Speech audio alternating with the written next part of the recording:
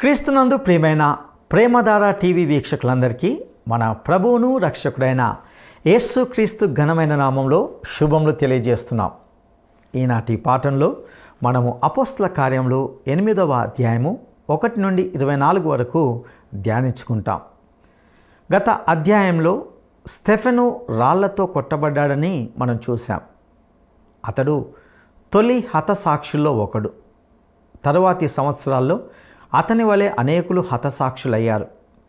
స్టెఫెన్ను రాళ్లతో కొట్టి చంపిన తర్వాత యెరూషలేములో అపోస్తులులపై మరింత హింస చెలరేగింది. అందుచేత వారు సమరయ, యూదయ వంటి ప్రాంతాలకు చెదిరిపోయారు. ఫిలిప్పు సమరయకు వెళ్ళి సువార్త ప్రకటించి అనేక అద్భుతాలు చేశాడు. అక్కడ అతని మాటలను అనేకులు శ్రద్ధగా ఆలకించారు. అతడు వివిధ వ్యాధులతో బాధపడుతున్న ప్రజలను, అపవిత్ర ఆత్మలతో బాధపడుతున్న వారిని కూడా స్వస్థపరిచాడు. అనేకులు బాప్టిసం పొందారు. సమరయలో సీమోను అనే వ్యక్తి గారడీలు చేసేవాడు. సీమోను కూడా సువార్తను విని విశ్వసించి బాప్టిస్మం పొందాడు. అపోస్తుల్లో అనేకులు యెరూషలేములోనే ఉండిపోయారు. పేతురు, యోహానులు సమరయలో జరుగుతున్న సంఘటనల గురించి విని అక్కడికి వెళ్ళారు. వారు పరిశుద్ధాత్మను పొందులాగున అక్కడి విశ్వాసులపై చేతులుంచారు. అపోస్తులు చేతులుంచడం వలన విశ్వాసులు పరిశుద్ధాత్మను పొందడం చూసి గారడి సీమోను వారికి డబ్బులిచ్చి ఆ శక్తి తనకు కూడా అనుగ్రహించమని కోరాడు. ఇక ఆ తదుపరి జరిగిన పరిణామాలను ఈనాటి పాఠంలో శ్రద్ధగా తెలుసుకుందామా? సోదరీ సోదరులారా, మీ బైబిళ్ళు తెరవండి. మన పాఠ్య భాగం అపోస్తల కార్యములు 8వ అధ్యాయం 24వ వచనం వరకు జాగ్రత్తగా వినండి. ఆ కాలమందు యెరూషలేములోని సంఘమునకు గొప్ప హింస కలిగినందున అపోస్తలులు తప్ప అందరూ యూదయ, సమరయ దేశములందు చెదరిపోయారు. భక్తిగల మనుష్యులు స్టెఫనును సమాధి చేసి అతన్ని గూర్చి బహుగా ప్రలాపించారు. సౌలైతే ఇంటింటా చొచ్చి పురుషులను, స్త్రీలను ఈడ్చుకొని పోయి చెరసాలలో వేయించి సంఘమును పాడు చేస్తూ ఉన్నాడు. కాబట్టి చెదరిపోయిన వారు సువార్త వాక్యమును ప్రకటిస్తూ సంచారము చేశారు. అప్పుడు ఫిలిప్పు సమరయ్య పట్టణము వరకు వెళ్ళి క్రీస్తును వారికి ప్రకటిస్తూ ఉన్నాడు. జనసమూహములు విని ఫిలిప్పు చేసిన సూచక క్రియలను చూచినందున అతడు చెప్పిన మాటల యందు ఏక మనస్సుతో లక్ష్యముంచగా అనేకులను పట్టిన అపవిత్రాత్మలు పెద్ద కేకలు వేసి వారిని వదిలిపోయాయి. పక్షవాత రోగులు, కుంటివారు అనేకులు స్వస్థత పొందారు. అందుకు ఆ పట్టణములో మిగుల సంతోషము కలిగింది. సీమోను అనే ఒక మనుష్యుడు లోగడ ఆ పట్టణములో గారడీ చేస్తూ తానెవడో ఒక గొప్పవాణ్ణి అని చెప్పుకుంటూ సమరయ్య జనులను విభ్రాంతిపరుస్తున్నాడు. కొద్దివాడు మొదలుకొని గొప్పవాని మటుకు అందరూ దేవుని మహాశక్తి అనబడినవాడు ఇతడే అని చెప్పుకుంటూ అతన్ని లక్ష్యపెట్టారు. అతడు బహుకాలము గారడీలు చేస్తూ వారిని విభ్రాంతిపరిచినందున వారు అతన్ని లక్ష్యపెట్టారు. అయితే ఫిలిప్పు దేవుని రాజ్యమును గూర్చి, యేసుక్రీస్తు నామమును గూర్చి సువార్త ప్రకటిస్తూ ఉండగా వారు అతన్ని నమ్మి పురుషులు, స్త్రీలు బాప్తిస్మము పొందారు. అప్పుడు సీమోను కూడా నమ్మి బాప్తిస్మము పొంది ఫిలిప్పును ఎడబాయకుండా ఉండి సూచక క్రియలు, గొప్ప అద్భుతాలు జరగడము చూచి విభ్రాంతి నొందాడు.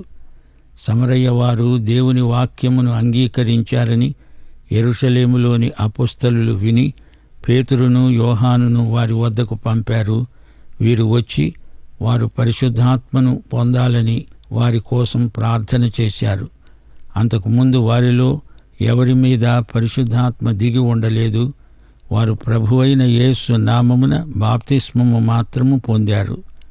అప్పుడు పేతురు, యోహాను వారి మీద చేతులుంచగా వారు పరిశుద్ధాత్మను పొందారు.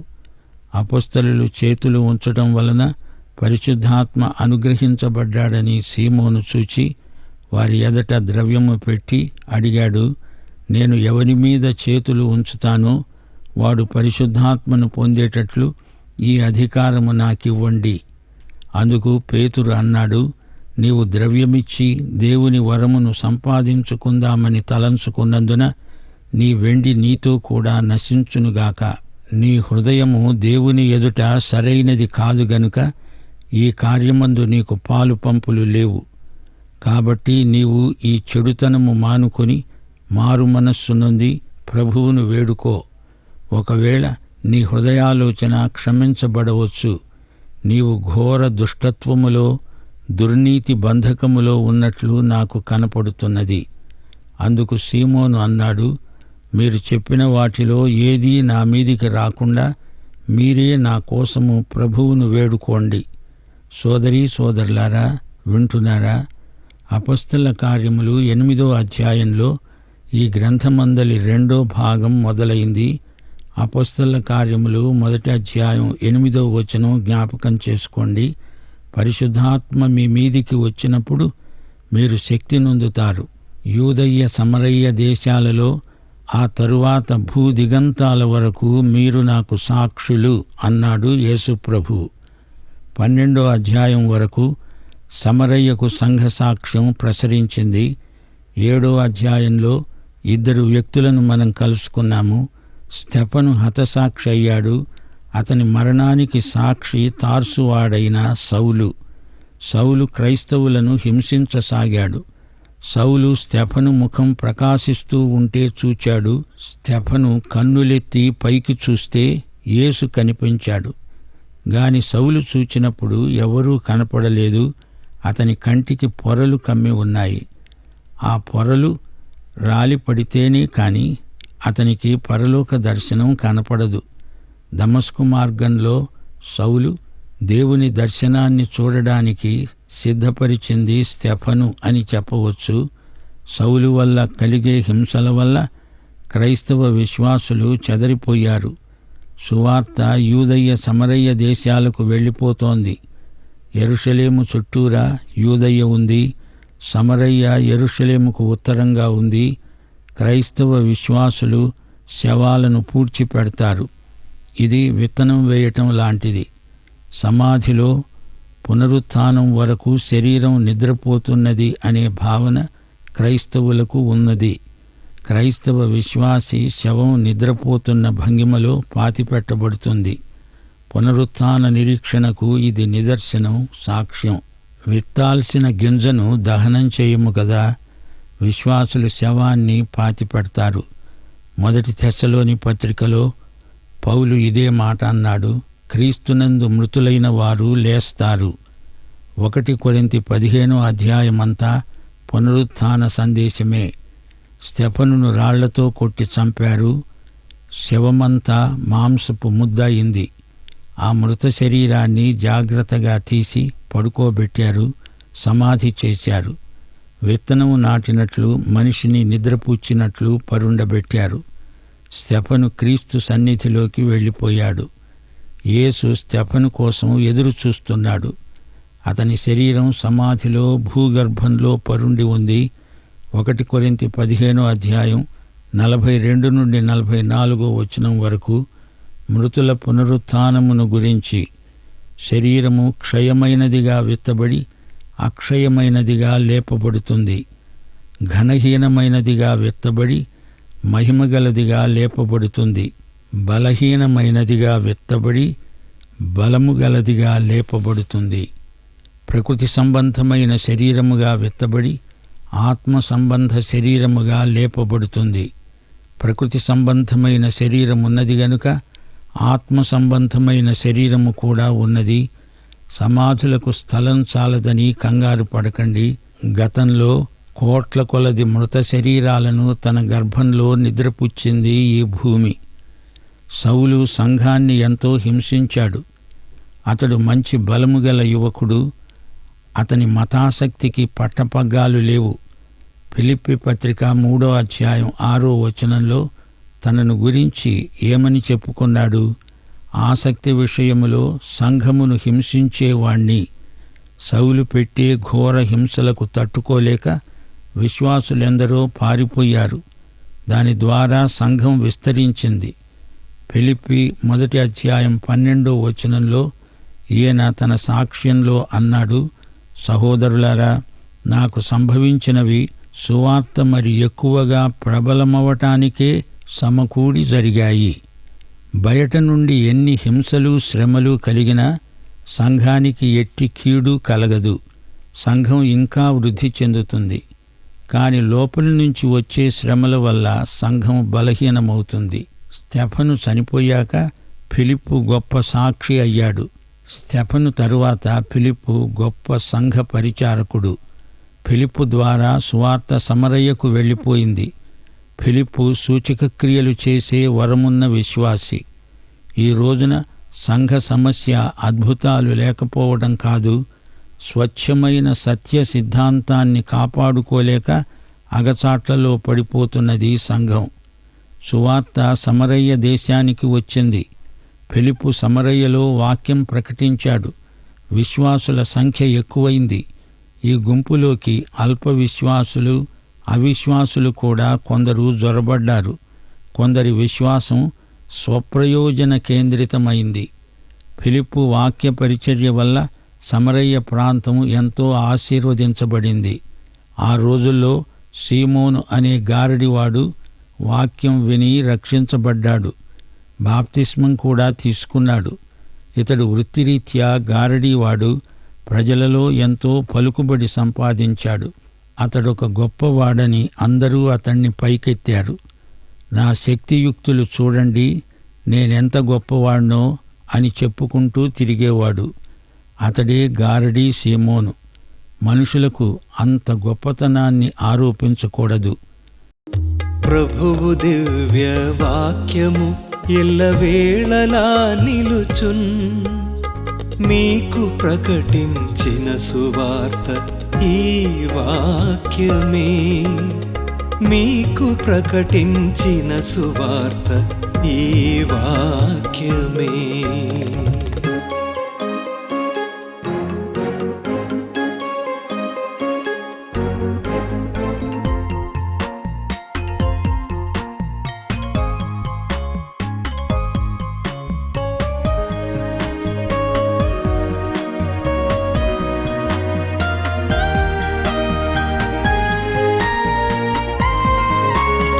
వెండి బంగారము ధనము వస్తువులన్నీ యౌవన వ్యర్థాకర్షణలు ఒక క్షణము మాత్రమేగా.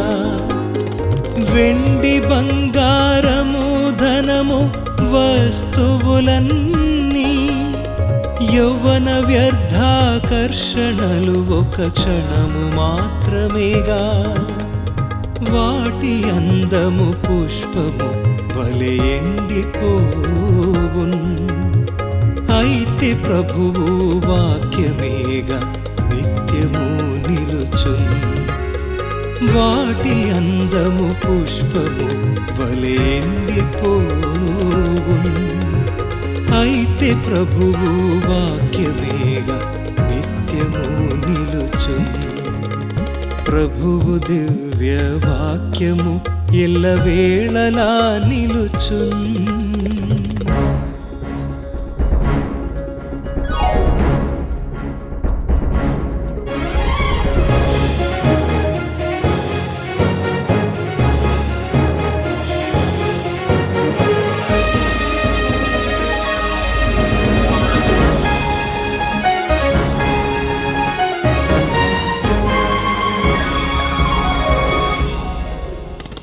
భూమి పునాది వేయక మునుపే ఏర్పరచెన్, క్రీస్తు మిమ్మును స్వరక్తము చే విమోచించెను.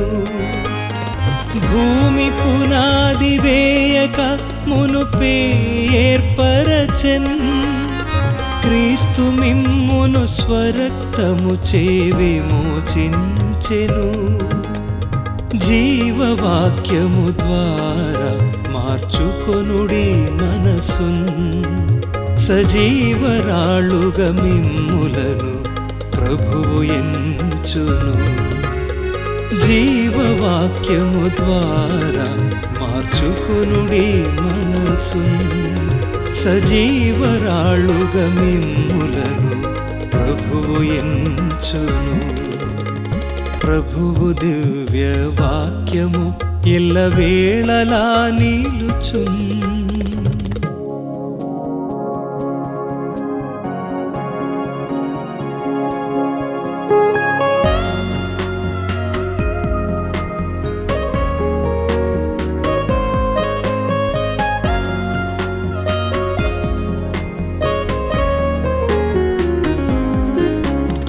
ప్రభువు వాక్యము క్రమముగా చదువుటయే ధన్యము. తనదు చిత్తము మీరు చేయుట యేసుకిష్టము.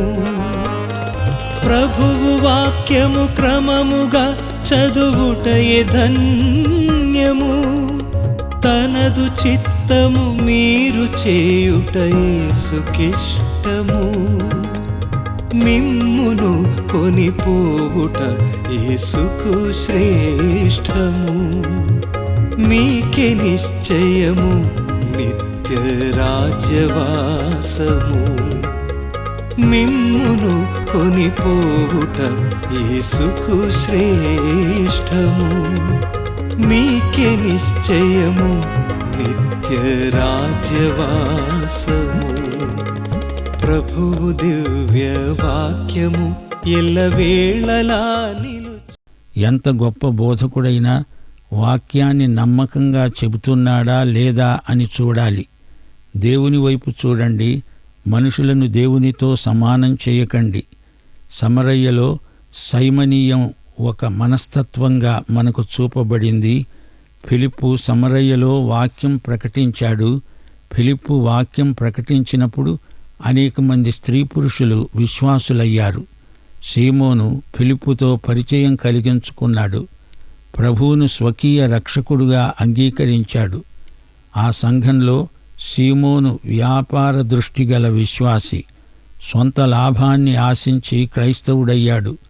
ఫిలిప్పు పరిచర్యలో రక్షించబడిన అనేకుల్లో సీమోను ఒకడు. గాని అతడు సరైన విశ్వాసి కాడు. క్రైస్తవ మతముంది గాని అతనికి క్రీస్తునందు విశ్వాసం లేదు. తిరిగి జన్మించని మతస్థులు క్రైస్తవులలో ఉన్నారు. వారి తలల్లో క్రీస్తును గూర్చిన జ్ఞానం ఉంది. గుంపుతో పాటు నడుస్తారు, పాటలు పాడతారు, ప్రార్థిస్తారు. గాని వ్యక్తిగతంగా వారు క్రీస్తుకు చెందినవారు కారు, రక్షించబడిన వారు కారు. నీటి బాప్తిస్మం పొందారు గాని పరిశుద్ధాత్మ ద్వారా దేవుని సంఘములోనికి బాప్తిస్మం పొందినవారు కారు. 2 కొరింథీ 13:5 మీరు విశ్వాసము గలవారై ఉన్నారో లేదో మిమ్మును మీరే శోధించుకొని చూచుకోండి, మిమ్ములను మీరే పరీక్షించుకోండి. ఎవరికి వారే ఆత్మ పరీక్ష చేసుకోవడం మంచిది. ఈ సీమోను గారడీవాడు విశ్వాస ప్రమాణం కంఠతా చేసినట్లు చెప్పగలడు. నేను యేసుక్రీస్తునందు విశ్వాసముంచాను, బాప్తిస్మం తీసుకున్నాను అని సాక్ష్యమిస్తాడు.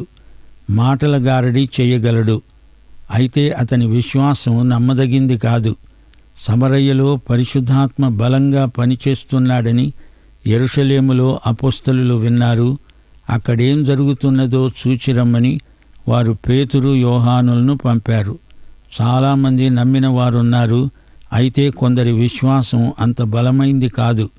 పేరుకు విశ్వాసులు అంటున్నారు గాని వారిలో విశ్వాసం లేదు. వారు తిరిగి జన్మించిన వారు కారు. బాహిరమైన బాప్తిస్మాచారం మాత్రం పొందారు. గారడీ సీమోనులు ఎందరో ఈ రోజున ఉన్నారు. జాగ్రత్త. అతడసలే గారడీ మనస్తత్వం గలవాడు. అతనికి పరిశుద్ధాత్మ అద్భుతాలు గొప్ప ఆకర్షణ అనిపించింది. ఫిలిప్పు వాక్యమైతే ప్రకటించాడు గాని సువార్త సత్యములో ఇమిడి ఉన్న వాస్తవాలు, నియమ నిబంధనలు వారికి చెప్పి ఉండలేదు. ఇప్పుడు వారందరూ అపోస్తలుల సహవాసములోకి వచ్చారు. సువార్తను, యేసు ప్రభువును హృదయపూర్వకంగా నమ్మినవారే అపోస్తలుల సహవాసమునకు తగినవారు. అందులో వారే నిలువగలరు. దేవుని ఆత్మ వారిలోకి వచ్చాడు. అపోస్తలులు ప్రతి ప్రాంతాన్ని సువార్త కొరకై తెరుస్తున్నారు. అధికారపూర్వకంగా అన్యుల మధ్య సేవా కార్యక్రమానికి వారు అంకురార్పణ చేస్తున్నారు. పెంతెకోస్తు నాడు సువార్త యెరూషలేములో ప్రకటించబడింది. పేతురు, యోహానులు సువార్తను సమరయ్య ప్రాంతానికి తెస్తున్నారు. యూదయ ప్రాంతానికి తెచ్చారు. పౌలు అన్యుల కోసమై కేటాయించబడిన అపోస్తలుడు. యేసు ఇచ్చిన ఆజ్ఞ క్రమేణా ఎలా నెరవేరుతున్నదో గమనించండి. అపోస్తలుల ఆత్మవరాన్ని డబ్బుతో కొనడానికి సీమోను ప్రయత్నించాడు. ఆత్మవరాన్ని ఇప్పుడు కొంటాడు, దాన్ని మరీ అధిక లాభానికి అమ్ముతాడు. ఇదంతా మారుబేరం, వ్యాపారం. సువార్తను సువర్తకం కిందికి మార్చాలని గారడీ సీమోను ఉపాయం. ప్రజాకర్షణకు, అద్భుతాలను సొమ్ము చేసుకునేవారు గారడీ సీమోను లాంటివారే.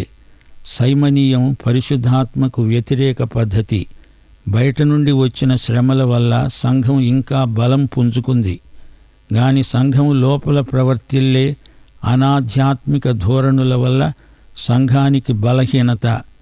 విశ్వాసులమని చెప్పుకుంటూ అల్ప విశ్వాసులై అవిశ్వాసుల కంటే కనాకష్టమైపోవడం సంఘ జీవితంలో నిరుత్సాహానికి, తిరోగమనానికి దారితీస్తుందని సంఘ చరిత్ర చెబుతున్నది. యేసు ప్రభువును శిలువకు అప్పగించింది ఆయన శిష్యులలో ఒకడు. యేసు స్వజాతీయులు, స్వకీయులు ఆయనను రోమా ప్రభుత్వానికి అప్పగించారు. రోమా ప్రభుత్వం యేసును సిలువ వేసింది. ఈ రోజున కూడా యేసును సిలువ వేసేవారు సంఘాలలోనే ఉన్నారు. సౌలు సంఘమును హింసించడం మొదలుపెట్టాడు. బయట నుండి శ్రమలొస్తే సంఘానికి అది మేలుగా పరిణమిస్తుంది. అందుకే సంఘం లోపల నుంచే శ్రమలు వచ్చేటట్లు చేయడానికే సైతాను పన్నాగాలు, ఎత్తుగడలు. ఈ వాస్తవాన్ని అనేక మంది కాపరులు ఒప్పుకుంటున్నారు. పేతురు గారడీ సీమోనును గద్దించాడు. నీ హృదయము దేవుని ఎదుట సరైంది కాదు, అనగా నీవు రక్షించబడిన వ్యక్తివి కావు గనుక పరిశుద్ధాత్మ పరిచర్యలో నీకు పాలు లేదు. డబ్బుతో వరాన్ని కొందామనుకున్నావా? నీ వెండి నశిస్తుంది, నీవు నశిస్తావు. దేవుని శిక్ష నీ మీదికి వస్తుంది చూడు. ఈ సీమోనుకు డబ్బే ముఖ్యం, దేవుని మహిమ కాదు. తనకు స్వంత పేరు ప్రఖ్యాతులు రావాలి, అదే ముఖ్యం. సీమోను పేతురు గారడీ సీమోనును గద్దించాడు. సీమోను పేతురు గద్దింపునకు గారడీ సీమోను ఏమంటున్నాడు? రక్షణ పొందుతాను అనటం లేదు. తన రక్షణ కోసం, మారు మనస్సు కోసం ప్రార్థించండి అని అడగడమూ లేదు. ఈ కీడు నా మీదికి రాకుండా నీవే ప్రార్థన చెయ్యి అని అడుగుతున్నాడు. అతని గారడీ మనస్తత్వం మారలేదు. అతడు ఆ తరువాత ఎప్పుడైనా రక్షించబడ్డాడో లేదో మనకు తెలియదు. ప్రియ శ్రోతలు వింటున్నారా? స్తెఫను హతసాక్ష్యంతో సంఘానికి శ్రమలు, హింసలు మొదలయ్యాయి. క్రైస్తవులందరూ పారిపోయినా అపోస్తలులు మాత్రం యెరూషలేమును వదల్లేదు. అపోస్తలులు నదురు బెదురు లేని నాయకులు, గొప్ప సాహసికులు. అపనిందలు వచ్చినప్పుడు అవి అబద్ధాలని రుజువయ్యే వరకు క్రైస్తవ నాయకులు సత్యాన్ని చెబుతూ చూపుతూనే ఉంటారు. అపనిందలు ప్రసారం చేసేవారు అపోస్తలులను ఏమీ చేయలేకపోయారు. ఆ రోజుల్లో సౌలు సంఘాన్ని బహు క్రూరంగా హింసించాడు. అలాంటి సౌలు దమస్కు మార్గమందు దేవుని వెలుగును చూచి త్రుటిలో లొంగిపోయాడు. స్తెఫను తరువాత ఫిలిప్పును దేవుడు లేపాడు. ఫిలిప్పు సమరయ్యలో వాక్య పరిచర్య బహుబలంగా జరిగించాడు. యోహాను సువార్త 4వ అధ్యాయం 9వ వచనం ఏమంటోంది? యూదులు సమరయ్యులతో సాంగత్యము చెయ్యరు. యూదులు అన్యుల సంపర్కం చేత సాంకర్యం చెంది సమరయ్యులయ్యారు. తరతరాల శత్రుత్వం యూదులకు సమరయ్యులకు మధ్య ప్రవర్తిల్లింది. సమరయ్యలో క్రైస్తవ సంఘం ఏర్పడడానికి ఫిలిప్పు దేవుని సాధనమయ్యాడు. సమరయ్యులు యేసు ప్రేమను రుచిచూచారు. అనేకులు సమరయ్యలో స్వస్థత పొందారు. సమరయ్యలో ఆనందం వెల్లివిరిసింది. క్రైస్తవ సువార్త ఆనందాన్ని ఆత్మలో వృద్ధి చేస్తుంది. సోదరీ సోదరులారా, గారడీ సీమోను వృత్తాంతంలో గొప్ప పాఠాలు మనకు లభించాయి. గుర్తించండి. వృత్తిరీత్యా అతడు గారడీవాడు. కనుకట్టు విద్య అతని వృత్తి. సోదె చెప్పేవారు, మంత్రవాదులు నాడు నేడు ఎందరో ఉన్నారు. అపొస్తలుల హస్త నిక్షేపణం వల్ల ఆత్మశక్తి వస్తుందని గారడీ సీమోను అనుకున్నాడు. అది అపొస్తలులు అమ్మేది కాదు, అది ఎవరూ కొనేది కాదు. అది పరిశుద్ధాత్మ శక్తి. అపొస్తలుల సౌశీల్యం ఎలాంటిదో సీమోను గుర్తించలేకపోయాడు. ఇదొక ఆధ్యాత్మిక గారడీ అనుకున్నాడు. పరిశుద్ధాత్మ శక్తిని తప్పుగా అంచనా వేశాడు సీమోను. క్రీస్తును మహిమపరిచేదే పరిశుద్ధాత్మ శక్తి. గర్విష్ఠికి పరిశుద్ధాత్మ శక్తి రాదు. స్వంత పేరు ప్రఖ్యాతులపై ఆశ, డబ్బు మీద వ్యామోహం, డబ్బుతో పేరు తెచ్చుకోవడం పరిశుద్ధాత్మకు వ్యతిరేకమైన ధోరణులు. సౌశీల్యం డబ్బుతో కొనరానిది. అది నమ్మకానికి దొరుకుతుంది కానీ అమ్మకానికి దొరకదు. బోధ అంటే బోధకుని వ్యక్తిత్వం. పరిశుద్ధాత్మ ఒక వ్యక్తిని లోబరుచుకున్నప్పుడు ఆ వ్యక్తి యొక్క వ్యక్తిత్వం ప్రత్యేకంగా ప్రకాశిస్తుంది. దేవుని ఆత్మ గలవాడు డబ్బుకు తల వంచడు. ఆత్మశక్తి ఒకరొకరికి బదిలీ చేసేది కాదు. ఆత్మ యొక్క ఇష్టాన్ని మనుషులు శాసించలేరు. ప్రియ శ్రోత, నీవు ఈ యేసును అంగీకరించావా? ఆయన ఆత్మ సౌశీల్యాన్ని అనుభవిస్తున్నావా? పాఠం ఇంతటితో సమాప్తం. దైవాశీస్సులు. ఆమేన్. ప్రియులారా, స్టెఫెను రాళ్లతో కొట్టబడ్డాడని మనం చూశాం. అతడు తొలి హతసాక్షుల్లో ఒకడు. స్టెఫెన్ను రాళ్లతో కొట్టి చంపిన తర్వాత యెరూషలేములో అపోస్తులులపై మరింత హింస చెలరేగింది. అందుచేత వారు సమరయ, యూదయ వంటి ప్రాంతాలకు చెదిరిపోయారు. సౌలు వలన కలిగిన హింసల వలన క్రైస్తవ విశ్వాసులు చెదిరిపోయారు. సౌలు మంచి బలం కలిగిన యువకుడు. అతని మతాసక్తికి పట్టపగ్గాలు లేవు. అయితే ఒక విషయాన్ని మనం గమనించాలి. బయట నుండి ఎన్ని హింసలు, శ్రమలు కలిగినప్పటికీ సంఘానికి ఎట్టి కీడు కలగదు. సంఘము ఇంకా అభివృద్ధి చెందుతుంది. కానీ లోపలి నుండి వచ్చే శ్రమల వల్ల సంఘము బలహీనమవుతుంది. ఫిలిప్పు సమరయకు వెళ్ళి సువార్త ప్రకటించి అనేక అద్భుతాలు చేశాడు. అక్కడ అతని మాటలను అనేకులు శ్రద్ధగా ఆలకించారు. సమరయలో సీమోను అను వ్యక్తి గారడీలు చేసేవాడు. అపోస్తలులు చేతులు ఉంచడం వలన విశ్వాసులు పరిశుద్ధాత్మను పొందడం చూసి గారడి సీమోను వారికి డబ్బులు ఇచ్చి ఆ శక్తి తనకు అనుగ్రహించమని కోరాడు. గారడి సీమోను నుండి మనము నేర్చుకొనవలసిన పాఠం ఏమిటంటే, ఎంత గొప్ప బోధకుడైనా వాక్యాన్ని నమ్మకంగా చెబుతున్నాడా లేదా అని చూడాలి. దేవుని వైపు చూడాలి. మనుషులను దేవునితో సమానంగా చేయవద్దు. గారడి సీమోను వ్యాపార దృష్టి గల విశ్వాసి. సొంత లాభాన్ని ఆశించి క్రైస్తవుడయ్యాడు. ఇలాంటి వారు నేటి సంఘంలో ఎంతోమంది ఉంటున్నారు. సంఘ కార్యక్రమాల్లో అన్నిట్లో ముందుంటారు, కానీ వారు రక్షించబడిన వారు కారు. ప్రియులారా, ఈ హెచ్చరిక సత్యాలు మీ ఆధ్యాత్మిక జీవితాలకు అన్వయించుకోగలరు. అట్టి కృప దేవుడు మీకు దయచేయునుగాక. దైవాశీస్సులు.